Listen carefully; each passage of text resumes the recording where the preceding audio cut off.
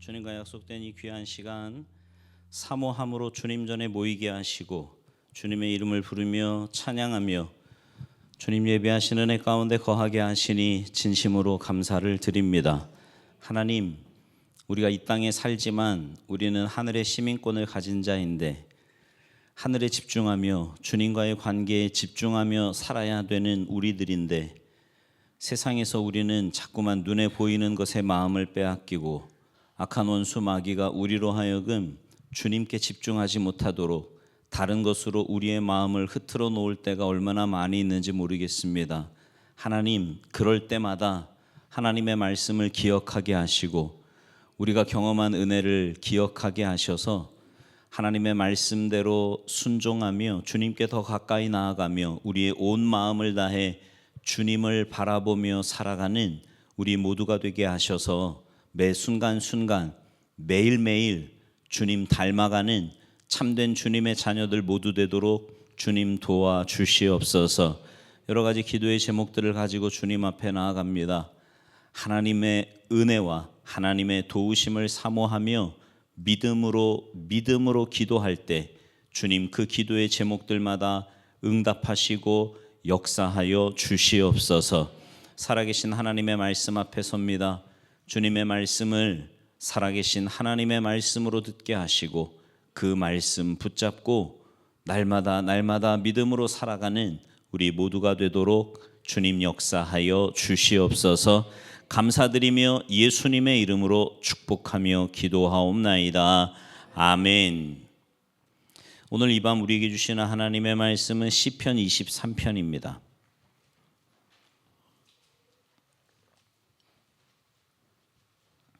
시편 23편 1절부터 6절까지 제가 한 절, 여러분이 한 절, 우리 한 절씩 교독하시겠습니다.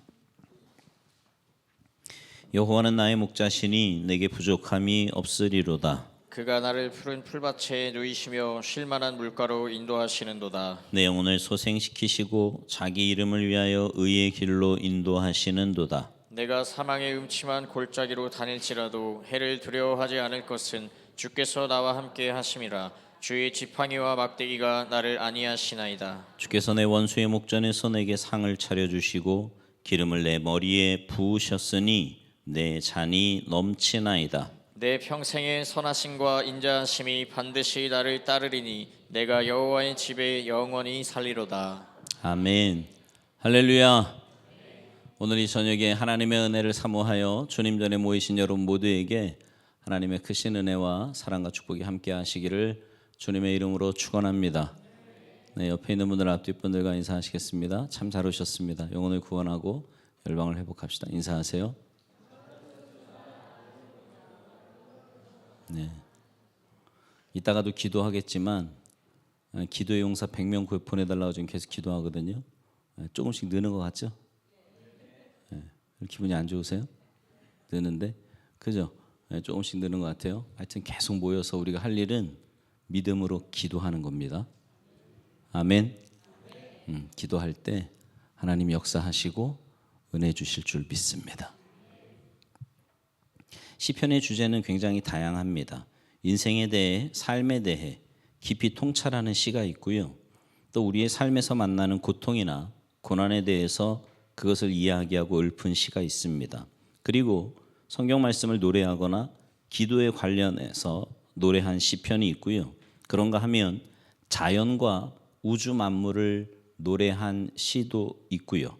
성소나 성전이나 거기서 드려지는 제사, 즉 예배에 대해서 노래한 시도 있습니다. 그런가 하면 인간의 깊은 것을 살피고 통찰한 소위 인간론적인 시도 있고요.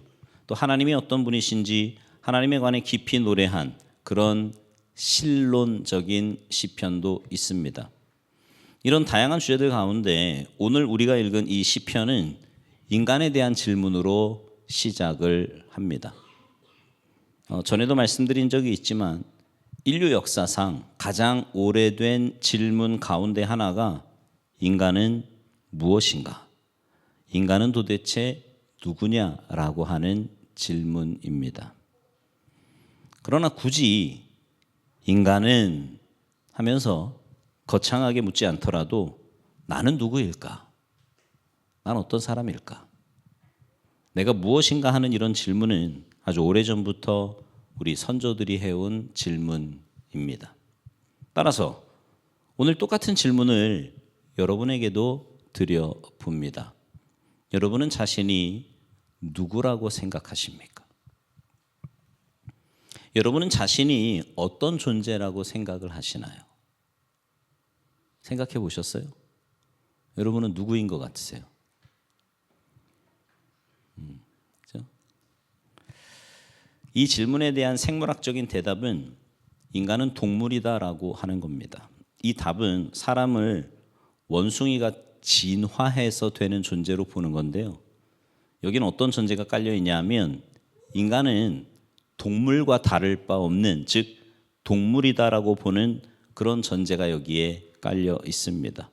동물일 뿐인 인간이 조금 나은 IQ와 도구를 사용할 줄 아는 능력 때문에 지금의 모습으로 진화해 왔고 진보하면서 문명을 이루어 왔다고 보는 거예요. 이런 생물학적인 정의를 문화 인류학에 그대로 받아들여서 이제 고상하게 정의하기를 무슨 오스트랄로피테쿠스니 들어보셨죠? 네. 오로린 투제네시스니 이런 이름들을 붙였어요. 또 이런 식의 이름도 있죠. 도구를 만드는 존재라는 뜻으로 호모 파베르, 지혜로운 자라는 뜻으로 호모 사피엔스, 놀이를 하는 자라는 뜻의 호모 루덴스. 또 인간은 유일하게 아니요, 노라고 할 수 있는 그런 존재라는 뜻의 호모 네간스라는 이름도 가지고 있고요. 희망하는 자라는 뜻으로 호모 에스페란스라고 하는 그런 이름도 붙여져 있습니다. 옛날에 학교 다닐 때 다 들어보셨던 거예요. 네, 그죠? 그런가 하면 어떤 분들은 인간을 철학적으로, 또 어떤 분들은 인간을 사회학적으로 인간이 뭐다라고 정의를 했는데요. 제가 설교를 시작하면서 이런 말씀을 드리는 이유는 오늘 시편 23편을 지은 다윗도 인간을 자기 나름대로 정의하고 있기 때문입니다. 다윗은 인간을 뭐라고 말하느냐 하면 자신을 비롯해서요, 인간을 양이라고 보는 거예요. 인간이 뭐래요? 양이래요, 양. 이런 다윗의 정의는 앞서 말씀드린 것처럼 생물학자들이나 진화론자들처럼 인간을 동물과 똑같이 보는 그런 정의는 아닙니다.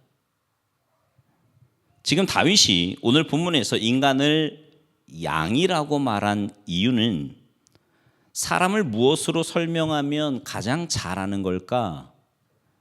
그런 고민 끝에 그가 택한 동물이 바로 양이라는 거지요. 그는 양이라는 동물을 알면 사람이 보인다. 나라는 존재가 어떤 존재라는 것이 보인다.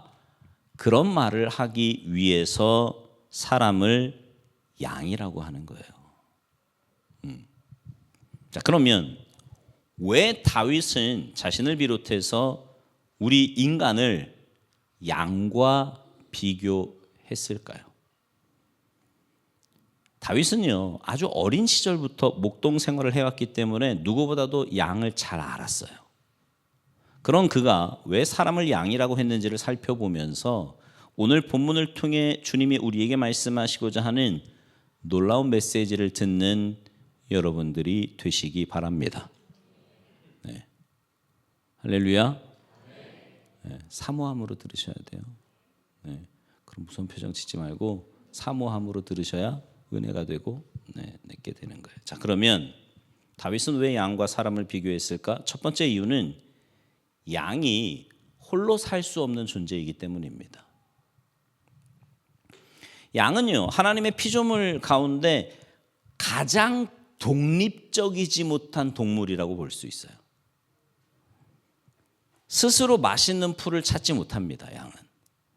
또 양식을 미리 준비하거나 비축 혹은 저축하지를 못해요. 양이 저축했다는 소리 들어보셨어요? 그런 거 못해요. 또 두려움이 많기 때문에 혼자서는요, 여유롭게 풀을 뜯어 먹을 수도 없어요. 그리고 위급한 사태, 다른 동물의 공격이 일어나면 달아날 줄도 모릅니다.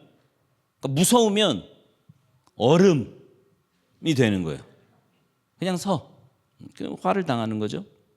적들을 대항해서 공격하거나 맞설 만한 어떤 무기도 있지 않아요. 여러분, 동물들은요 보면 꼭 자기를 보호할 무기가 하나쯤은 다 있거든요. 뭐 예를 들면 발톱이 길다든지 뭐 이빨이 아니면 뭐 날기를 한다든지 하여튼 뭔가 있어요. 뭔가 하나씩은 있는데 양은 눈 씻고 찾아봐도 없어요.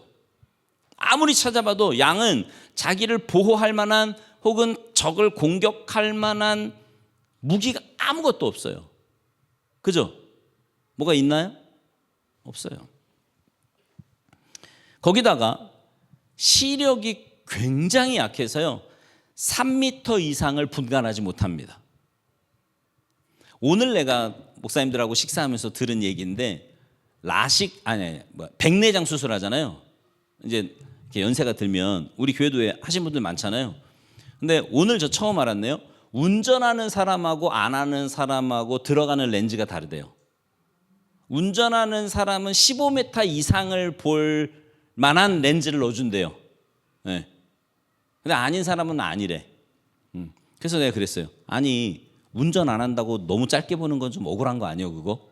네? 운전 안 해도 최소 15m는 봐야 되는 거 아니냐고 뭐 우리끼리 이런 얘기했는데 양은요 3m 이상을 못 본답니다. 그러니까 여러분 3m를 해봐야 기껏 요만큼이에요. 네. 그 이상을 못 보는 거예요 양은. 그렇다 보니까 내가 있는 곳이 안전한 곳인지 위험한 곳인지 분간이 안 돼요. 내게 다가오는 누군가가 이 사람이 지금 나를 해하려는 존재인지 내게 덕이 되고 유익이 될 존재인지 사람에 대해서 분간할 줄 모르는 우리처럼 양이 꼭 그렇다라는 겁니다. 우리에서 벗어났을 때 되돌아갈 줄 모르는 소위 귀소 본능이라고 하는 게 양에게는 없대요.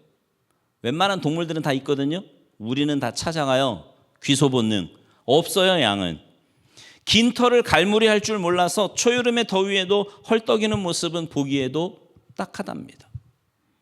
양의 이런 특징들 때문에 다윗은 사람을 보니까 양하고 너무 닮았다는 거죠. 그 이야기를 지금 우리에게 하는 겁니다. 다윗의 생각에 동의되는 부분이 참 많아요. 어린아이들이 엄마나 부모 없이 그들을 의지하지 않고 어떻게 살아갈 수 있겠습니까? 노인들이 지팡이든 뭐든 기대거나 의지할 대상 없이 살아가는 거 힘들어요. 그들뿐만 아니라 우리 모두도요 누군가의 도움, 누군가의 손길, 누군가의 동행이 필요한 사람이지 않습니까? 네. 혼자 사시는 분 없어요. 다 필요해요. 외딴 섬의 감옥의 독방에 갇혀 지내던 죄수가 어느 날 자신의 창가로 날아든 갈매기를 붙들고 그 갈매기를 키우면서 친구 삼아서 그 힘든 시간을 견뎌냈다라고 하는 이야기, 뭐 그런 얘기 들어보셨죠? 네. 오늘 분위기가 왜 이러지? 이처럼 우리 모두 다 혼자서는 결코 살 수 없는 존재, 더불어 함께 살아가는 존재, 그래서 우리를 인간이라고 부르는 거예요. 인간, 그죠? 양이라는 동물이 절대로 혼자 살 수 없는 것처럼 우리도 그렇다라는 걸 다윗이 말하고 있는 거지요. 양의 두 번째 특징은 뭐냐면 방향 감각이 없는 겁니다. 양들은요 넉넉한 초장을 두고 엉뚱한 곳으로 가기를 좋아하는데 그 이유가요 방향감. 걔네들이 자유로운 영혼이라서 그런 게 아니고 방향 감각이 없어서 그렇다는 거예요. 방향 감각이 없어요. 근데 이런 모습을 성경은요 여러 곳에서 사람의 행동을 그와 같다고 묘사하고 있어요. 특별히 이사야 선지자가 이사야 53장 6절에서 이렇게 말을 합니다. 같이 읽어볼까요? 시작. 우리는 다 양 같아서 그릇 행하여 각기 제 길로 갔거늘 여호와께서는 우리 모두의 죄악을 그에게 담당시키셨도다. 아멘. 양들만 방향 감각이 없어서 가서는 안 될 곳으로 가는 게 아니라 우리의 지난 역사와 우리의 지금 모습을 보니까 우리도 똑같고요. 이스라엘의 백성들 그 역사가 그러하다는 이야기를 성경에서 말하고 있는 겁니다. 여러분, 하나님께서 마련해 놓으신 길, 우리가 가면 좋은 길이 반드시 있음에도 불구하고 우리는 그 길을 알지 못해서 지난 세월 얼마나 많은 시행착오를 겪었으며 또 얼마나 많은 실수와 실패를 반복했으며 얼마나 많은 손해를 경험했습니까? 만약에 우리가 엉뚱한 길로 가지 않았더라면, 시행착오를 하지 않았더라면, 실수를 반복하지 않았더라면 우리는 시간이든 돈이든 삶의 에너지를 굉장히 아낄 수 있지 않았을까요? 그렇게 우리가 방향 감각이 없어서 잃은 것이 많음에도 불구하고 지금 인생의 현주소가 어때요? 누군가 말하기를 인간은 버려진 미아의 상태에 있다. 부모를 잃어버리고 엄마의 손을 놓쳐버리고 혼자 울고 있는 그런 미아처럼 인간의 상태가 그렇다. 이렇게 말을 했습니다. 그러니까 자아를 잃어버린 사람들, 가정을 잃어버린 사람들, 돈벌이 때문에 참된 인생의 목적을 잃어버린 사람들, 학업에 짓눌려서 인간성과 진정한 삶의 가치를 잃어버린 사람들, 지금도 진로를 정하지 못하고 삶을 방황하는 청년들, 성인이 되었음에도 불구하고 자기 자리를 찾지 못해서 방황하고 있는 이 땅의 수많은 젊은이들, 그들 모두 다 방향 감각을 잃고 길 잃은 미아처럼 되어 있는 것, 양의 모습이 그런 것처럼 오늘 사람들의 모습 또한 그러하다고 다윗이 두 번째 말하고 있는 겁니다. 양의 세 번째 특징은 올라가는 걸 좋아한다는 거예요. 올라가는 걸 좋아해요. 이게 양의 특성인지 버릇인지는 모르겠지만 아무튼 양은 위로 올라가기를 좋아한대요. 근데 올라가는 게 무슨 문제이겠습니까? 문제는 뭐예요? 내려오는 게 문제인 거지. 올라갔다가 내려와야 되는데요, 양은 잘 내려오지를 못해요. 올라가는 건 잘하는데 내려오는 거는 못하는 이유가 있습니다. 신체 구조 때문에 그렇대요. 앞다리가 비교적 좀 짧고 뒷다리가 좀 길어요. 그러니까 앞다리가 좀 짧고 뒷다리가 길면 어때요? 올라가기는 좋겠죠. 네, 올라가는 건 잘해. 내려오려면 어때요? 그냥 구르는 거예요. 네. 그래서 막 울고 매하고 울고 내려오지 못하고 누군가의 도움을. 그러니까 왜 여러분 그런 경험 해보셨어요? 나무 올라가 보셨어요? 네. 저 올라가 봤거든요. 네. 나무는요 잘 올라가야지 잘못 올라가면 못 내려오는 수가 있어요. 네. 제가 20대 중반에 후반이었나? 전도사 때인데요. 수련회를 갔어요. 숙소 앞에 나무가 있더라고. 난 나무 잘 안 올라갔었거든. 근데 그때는 왜 올라가고 싶었는지 갑자기 올라가고 싶더라고요. 올라갔어요. 어떻게 될게요? 말도 못하고 전도사가 위에서 내려주세요 뭐 이러지도 못하잖아요. 죽을 뻔했어요, 내려오는데. 근데 양이 꼭 그렇다는 거예요. 올라가서는요 못 내려오고요, 거기서 매 이러고 있다는 거죠. 사람들의 모습이 꼭 그렇지 않습니까? 첫사람 아담 이후에 사람들은 끊임없이 오르려고 합니다. 심지어 하나님의 자리까지 오르려고 그래요. 지금 있는 자리에 만족하지 못하고 무엇이든 조금 더 올라가려고 시도하고 노력해 왔습니다. 그런데 여러분, 이 오른다고 하는 것이 참 위험하고 불안하고 겁나는 줄도 모르고, 오르려고 하면 할수록 괴로워지고 외로워지고 고독해지고 고달파지고 힘을 잃어 지치게 되는 줄도 모르고 끊임없이 오르려고 하는 게 인간이에요. 양처럼. 시날 평지에서 하늘까지 닿게 하자며 그렇게 쌓았던 바벨탑, 지금 어디에 있나요? 시대마다 있었던 영웅 호골등과 금은보화와 지식과 권력들이 지금까지 남아서 행세하고 있습니까? 그런데도 불구하고 사람들은 지금도 여전히 위로 오르기 위해서 때로는 사람들을 짓밟기도 하고 불법이나 편법을 행하기도 하고 악을 행하면서 그렇게 오르려고 하는데, 그렇게 올라가서 과연 성공한 인생을 사느냐라는 거죠.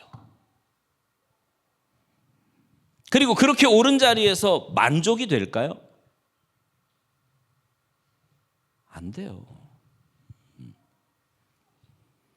오히려 그 자리는 불안하고 위험해서 매하고 울부짖는 양처럼 그렇게 울부짖을 수밖에 없는 것이, 오르기만 할 뿐 내려올 줄 모르는 양의 특성과 사람이 그렇게 닮아 있다라는 거죠. 양의 네 번째 특성은 자신을 모르기 때문에 어리석다는 겁니다. 소크라테스의 우화를 아마 한 번쯤은 여러분 들어보셨을 텐데 어느 날 이런 음성이, 신의 음성이 들렸대요. 소크라테스한테. 무슨 음성이 들렸냐면 지혜자는 바로 각 사람 자신이며 소크라테스 너다. 그런 음성을 들었대요. 근데 아무리 생각해도 자신은 지혜자가 아니라는 생각이 드는 거죠. 소크라테스가. 그래서 자기 시대의 똑똑한 사람들을 다 찾아다니면서 물었어요. 그가 만나는 사람들은 한결같이 자기가 똑똑한 지혜자라고 대답을 합니다. 근데 소크라테스가 그들의 말을 들어보니까 그들이 지혜자라는 말에 동의가 안 되는 거예요. 왜냐하면 그들의 말에는 논리도 없고요. 시대를 꿰뚫는 통찰력도 없더라는 거죠. 그러면서 궁금한 게 왜 지혜자도 아닌 나를 신은 똑똑하다고 했을까? 근데 생각해 보니까 그가 얻은 답이 이겁니다. 다들 자기가 똑똑하다고 생각하고 자기를 모르는데 적어도 나는 내가 얼마나 부족하고 어리석은 사람인지는 아니까 그래서 나를 지혜자라고 했구나. 이게 소크라테스의 깨달음이고 그 우화를 우리는 잘 알고 있습니다. 왜 이런 말을 하냐면 사람들은요 자신을 너무 모른다는 겁니다. 여러분은 자신을 잘 아십니까? 잘 아세요? 양이 꼭 그래요. 양이. 앞서도 말씀드렸지만 양은요 자신의 신체 구조나 시력, 다른 짐승들에 대한 대응력, 생존 능력, 방향 감각 몰라도 너무나 모르기 때문에 그것도 모르고요. 무턱대고 일을 저지르고 보고 일단 가고 보고 해놓고 난 다음에 그 뒷마무리를 못해서 화를 자초하고요. 그래서 울부짖는 양처럼 사람이 꼭 그렇다라는 겁니다. 어린 시절부터 이런 양을 가까이서 잘 지켜보았기 때문에 양을 닮은 자신을 다윗은 누구보다도 잘 알았습니다. 어린 시절 부모 형제를 떠나 버려진 자신의 모습, 다윗이 어린 나이에 홀로 버려져서 버려진 양들처럼 광야에서 양들과 함께 지내면서 참 내가 양들과 비슷하구나. 내 신세가 양의 신세 같고 양아 너의 신세가 나랑 똑같구나. 그런 일치감, 동질감을 느꼈을 거라는 말이죠. 또 20대 그 청춘 시절에 사울 왕에게 쫓겨다니면서 여기저기로 옮겨다니면서 안전한 곳을, 쉴만한 곳을 찾아다니며 그런 자신의 모습이 양과 닮았고요. 나이 들어서 인생과 가정에 얼마나 힘든 곡절을 겪었습니까? 그런 가운데서 그는 무기력한 양과 같은 존재임을 절실하게 깨달았다는 거죠. 자기는 양 같은 존재다. 성경 여러 곳에서 말을 하는데요. 특별히 시편 73편 22절은 이렇게 말씀합니다. 같이 읽죠. 시작. 내가 이같이 우매무지함으로 주 앞에 짐승이오나. 내가 짐승처럼 양처럼 이렇게 자신도 모르고 자신의 모자람, 어리석음도 모르는 그런 어리석기 짝이 없는 존재입니다라는 이야기가 성경 여러 곳에서 말씀하고 있어요. 우리가 그런 존재다. 양이 자신을 모르는 어리석음처럼 우리도 자신을 너무 모르지 않습니까? 잘 아세요? 자신을 잘 몰라요. 자, 그러면 이런 양이 살아가기 위해서 필요한 게 뭘까요? 양에게는 반드시 필요한 게 목자입니다. 양은 목자 없이는요 단 한순간도 살 수가 없어요. 자, 그러면 이런 양을 위해서 목자가 하는 일은 뭘까요? 팔레스타인의 기후는 비가 내리는 우기와 비가 내리지 않는 건기로 나뉘어집니다. 주로 4월부터 10월까지는 비가 내리지 않는 건기고요. 11월부터 3월까지는 비가 많이 내리는 우기입니다. 비가 내리는 기간에는 사방에서 풀이 자라겠지요. 잘 자라요. 비가 그치면 이제 목자들은 양떼를 이끌고 산으로 들러 나가는데 이제 집 주변, 동네 주변에서부터 풀을 먹이기 시작을 해요. 그러다가 이제 풀이 없어지겠죠. 그러면 점점 들어가는 산지로 골짜기로 들어갑니다. 그런 곳에 들어가면 목자는요 먼저 종일토록 양의 먹이가 풍부한 곳을 찾아 헤매고 그런 것을 발견하면 양들을 그리로 이끌어 갑니다. 먹이가 풍부한 곳으로 양을 이끌면 그것으로 끝이냐? 아니에요. 비탈지고 가파른 절벽이 많은 이스라엘 지방에서 혹시 양들이 잘못된 길로 가서 위험해질까 봐 이제 먼저 살피는 거죠. 또 양들이 먹을 수 있는 양식과 먹지 못하는 풀들을 구분하지 못하니까 먹을 수 있는 것만 먹도록 살펴야 되는 거예요. 양들이 독초 먹고 죽는 경우도 왕왕 있다 그러거든요. 그냥 무조건 먹는 거예요, 그냥. 네. 미련곰이라 그러는데요. 절대로 곰은 미련하지 않아요. 양처럼 미련한 게 없답니다. 양처럼 그냥 먹는 거예요. 그리고 자신을 방어하는 능력이 없기 때문에 사나운 짐승들이 닥칠까 봐 그걸 지켜야 돼요. 그러니까 목자는요, 양을 한시도 눈이 뗄 수가 없어요. 계속해서 지키고 그들을 케어하고 보호하고 하는 게 목자라는 겁니다. 이제 그렇게 가까운 곳에서 양을 먹일 때는 당일에 돌아올 수 있겠죠. 하지만 점점 멀리 가면 당일에 집에 못 돌아옵니다. 그러면 목자들은요, 임시 우리를 만든대요. 네. 그래서 그곳에 함께 지내는데 돌로 일단 쌓아 올려서요, 도둑이나 사나운 짐승이 넘어오지 못하게 한 후에 한 군데다 튼튼한 문을 만들고 문 안에서 잠그게 합니다. 그리고는 우리 안에서 양들과 함께 밤을 지낸대요. 목자는. 종종 좀 돈이 많은 목자들은 양들을 우리 안에 넣고는요, 밤을 새울 목자를 고용하는 겁니다. 그게 사꾼 목자야. 성경에 나오는. 네. 근데 그런 경우는 드물어. 양을 치는 사람이 그렇게 남을 고용해서 양을 지키게 하는 경우는 드물고 대체로 자기가 같이 자는 거예요. 네. 이거는 진짜 목자. 그렇게 하다 보니까 양과 목자 사이에는요, 깊은 유대 관계가 생긴답니다. 아무리 말 못하는 미물이라도 양과 목자 사이에는요, 굉장히 독특한 관계가 형성이 된다는 거죠. 집에서 개 키우시는 분들 뭔 말인지 알지? 그죠? 네. 그런 관계가 생겨요. 어느 분이 목장에서 양을 직접 관찰할 기회가 있었답니다. 목자가 양에게 각각 이름을 붙여주고 부르는 장면을 본 거예요. 미국이었던 것 같아요. 마이클 잭슨 이러고 이름을 부르니까요, 마이클 잭슨이라는 양이 막 오더니 신기하게도 자기 이름이 써붙여 있는 곳에 정확하게 딱 쓰더래요. 제임스 본드 하니까 한 양이 막 오더니요, 제임스 본드 자리에 가서 딱 쓰더랍니다. 마를린 monroe 그랬더니요, 섹시하게 생긴 암양이 막 오더니 그 자리, 이름표 있는 자리에 딱 쓰더랍니다. 너무 신기한 거예요. 그래서 그 목자에게 부탁을 했답니다. 나도 한번 해보자고. 해보라 그랬대요. 불렀어요. 좀 전처럼 마이클 잭슨, 그죠? 제임스 본드, 뭐였죠? 제임스 본드, 이런, 하여튼 불렀대요. 근데 드시근도 안 하답니다. 양이요, 꿈쩍도 안 해요. 들은 척도 안 해요. 뭘 말해요? 양과 목자 사이에는 그들만의 독특한 관계가, 특별한 관계가 형성이 되어 있다라는 겁니다. 그래서 오늘 본문은 다윗이 뭐라고 말하냐면, 여호와는 나의 목자시니. 오늘 이 구절 하려고 여지껏 설명한 거예요, 내가. 시편 23편을 오늘 한 번으로 끝내리라고 기대하지 마세요. 네. 오늘은 딱 요거 하는 거예요. 여호와는 나의 목자시니. 그 이야기가 뭐냐면, 내가 양을 보니까 양과 내가 너무너무 비슷하고 너무너무 닮았는데, 이런 나에게 하나님께서 목자가 되어주신다. 하나님이 나의 목자시다. 이 말을 하는 겁니다.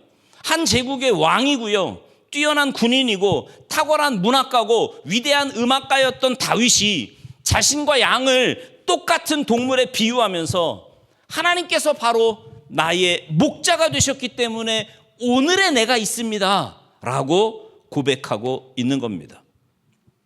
동물인 양을 돌보는 목자보다 다윗의 목자이시고 오늘 저와 여러분의 목자 되시는 하나님은 그 양을 돌보는 목자보다 더 뛰어나고 탁월한 목자인 줄로 믿으시기 바랍니다. 그 하나님은. 양을 돌보는 목자보다 더 뜨거운 가슴으로 여러분을 사랑하시는 그 목자 하나님을 바라보셔야 돼요. 양을 돌보는 목자의 손길보다 더 세밀하고 세심한 손길로 여러분을 지키시고 돌보시고 살피시는 그 목자 되신 주님을 바라보시기 바랍니다. 양을 돌보는 목자보다 더 깊은 애정의 눈길로 여러분을 바라보시는 그 목자 되신 주님을 믿으시기 바라요. 양을 돌보는 목자보다 더 큰 열심으로 낮이든 밤이든 졸지도 주무시지도 않고 여러분을 지키시는 그 주님을 바라보시기 바랍니다. 목자보다 더 나은 지혜로 여러분의 부족을 채우시는, 여러분의 갈 길을 인도하시는 그 주님을 바라보시기 바랍니다. 목자보다 더 나은 경험으로 여러분의 남은 삶을 인도하실 그 주님을 바라보시기 바랍니다. 여러분 기억하십시오. 양을 돌보는 선한 목자도요, 자기 양을 위해서는 목숨을 걸어. 그게 선한 목자예요. 왜? 내 양이니까. 사꾸 목자는 도망가지. 돈 받고 지키는데 뭐 목숨 걸릴 뭐가 있어요. 도망가는 거예요. 근데 선한 목자는 지키기 위해서 목숨을 걸어요. 하물며 양이 아닌 고귀한 하나님의 형상이고 인격체인 여러분을 돌보시는 그 목자 되신 하나님께서 뭘 아끼시고 뭘 주저하시겠습니까? 여러분의 목자 되신 하나님은 여러분을 위해 당신의 전부를 쏟아부은 줄 믿으시기 바랍니다. 정말이에요. 근데 여러분, 오늘 본문에서 중요한 것은 내가 양이다 아니다 혹은 뭐 다른 뭐다 이게 아니에요. 사실 23편에는요 양이라는 단어가 한 번도 나오질 않습니다. 봐도 안 나와. 보지 마. 지금 안 나와요. 안 나와. 그러니까 시편 23편이 우리에게 첫 번째 전하고자 하는 메시지는 뭐냐면 인간은 양입니다 이런 얘기가 아니에요. 시편 23편이 우리에게 전하고자 하는 것은 다윗이 자기를 양으로 보았을 때 양에게 꼭 필요한 목자가 되어주신 분이 우리 하나님이에요. 그런 것처럼 여러분이 자신을 어떤 존재로 여기든지 하나님은 여러분에게 꼭 맞는 맞춤형 하나님이 되어주신다라는 겁니다. 네. 다윗이 나는 양이에요. 주님이 내 목자십니다. 그러니까 목자가 되어주신 거예요.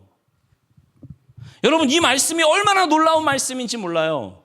다윗이 자신을 양으로 보았을 때 그에게 맞춤형 목자가 되어주신 것처럼 여러분이 자신을 어떤 존재로 여기든지 간에 하나님은 여러분에게 꼭 맞추어서 필요한 그분이 되어주신다는 게 시편 23편의 첫 번째 메시지입니다.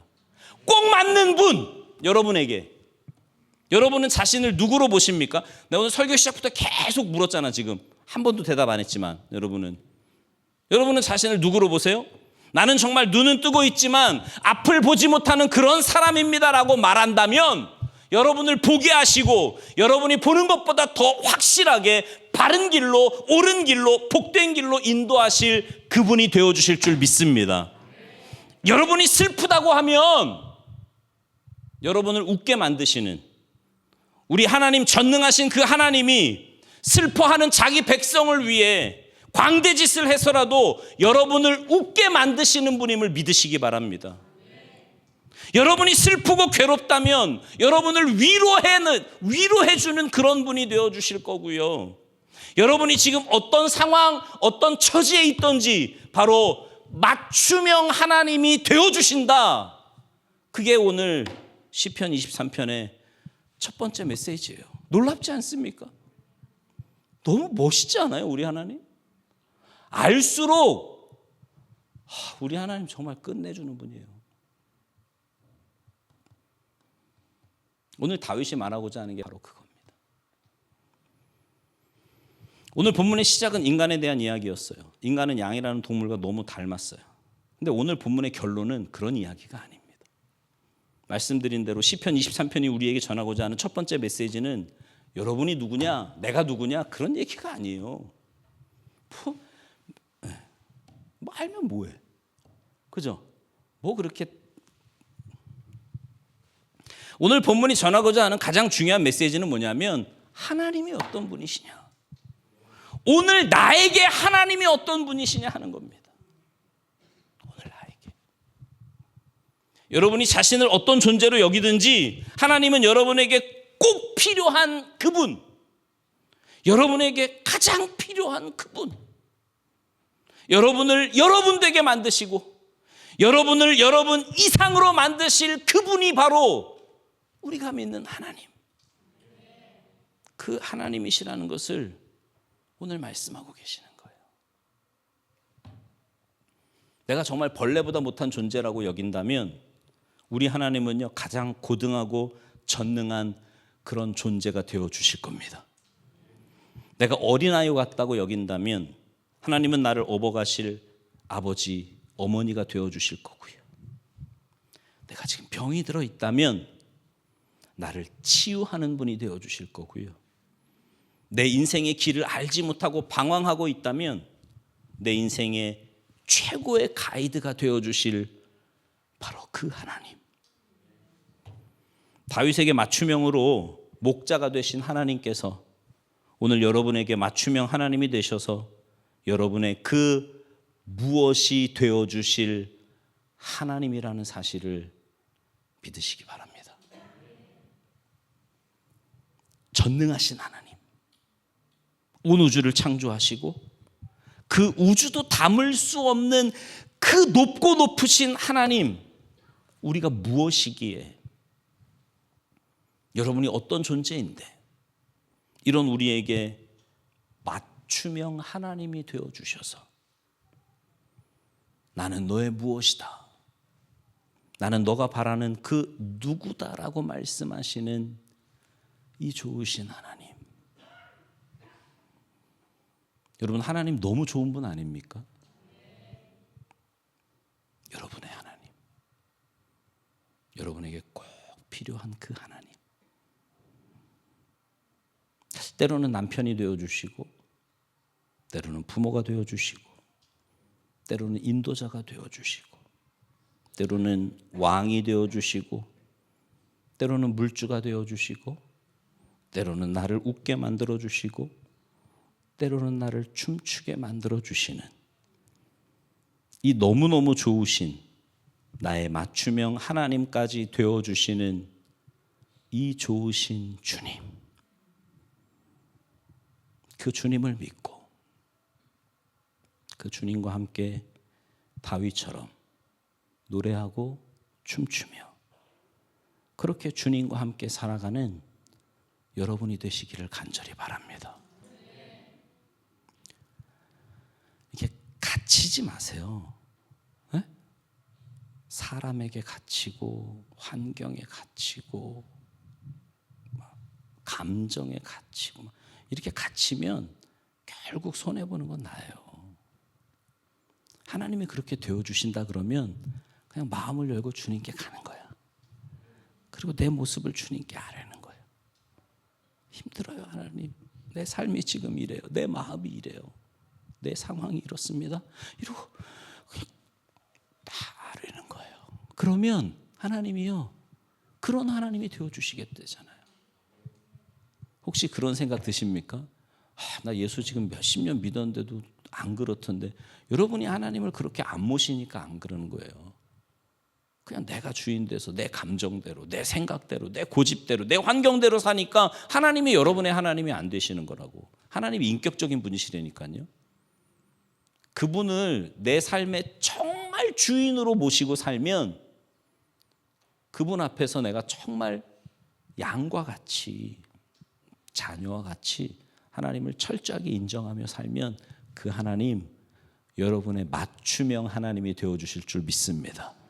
그런 놀라운 은혜와 역사가 믿음으로 하나님께 반응하는 여러분 모두에게 날마다 풍성하게 임하시기를 주님의 이름으로 축원합니다.